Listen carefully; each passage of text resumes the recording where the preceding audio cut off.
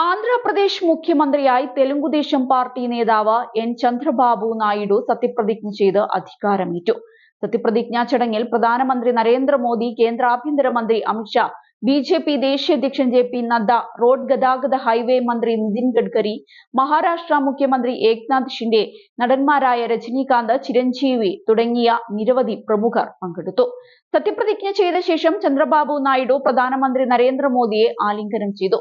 4ാം തവണയാണ് ടി.ഡി.പി അധ്യക്ഷൻ മുഖ്യമന്ത്രി കസേരയിലേക്ക് എത്തുന്നത്.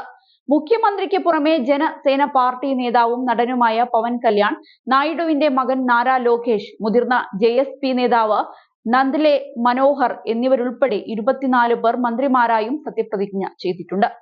അതേസമയം ടി.ഡി.പി നേതാവ് ചന്ദ്രബാബു നായിഡുവിനിത് സുവർണകാലമാണ്. ലോക്സഭ, ആന്ധ്രാപ്രദേശ് നിയമസഭാ തിരഞ്ഞെടുപ്പുകളിൽ ടി.ഡി.പി മികച്ച പ്രകടനം കാഴ്ചവെച്ചതിനു പിന്നാലെ ചന്ദ്രബാബുവിന്റെ കുടുംബത്തിന്റെ ആസ്തിയിൽ കുതിച്ചുചാട്ടവും ഈ അടുത്ത കാലത്തായി കണ്ടതാണ്.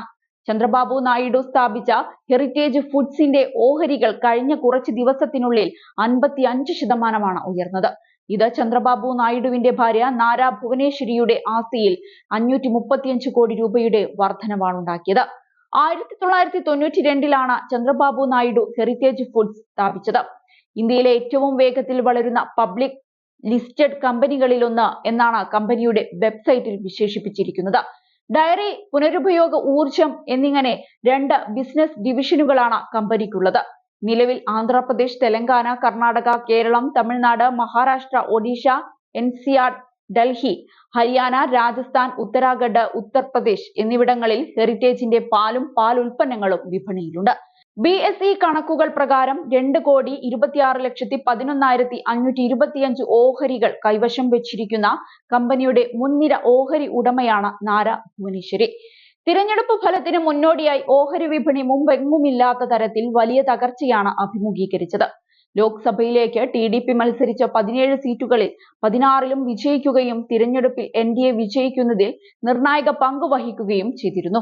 543 അംഗ ലോക്സഭയിൽ 293 സീറ്റുകളാണ് NDA നേടിയത്. കഴിഞ്ഞ 2 തവണയും മികച്ച ഭൂരിപക്ഷം നേടിയ ബി.ജെ.പിക്ക് ഇത്തവണ കേവല ഭൂരിപക്ഷം പോലും നേടാനായിരുന്നില്ല. ഇന്ന് ടി.ഡി.പി നേതാവ് മുഖ്യമന്ത്രിയായി, കോടികൾ കുമിഞ്ഞുകൂടി, സമ്പത്തിൽ ഒന്നാമതെത്തി.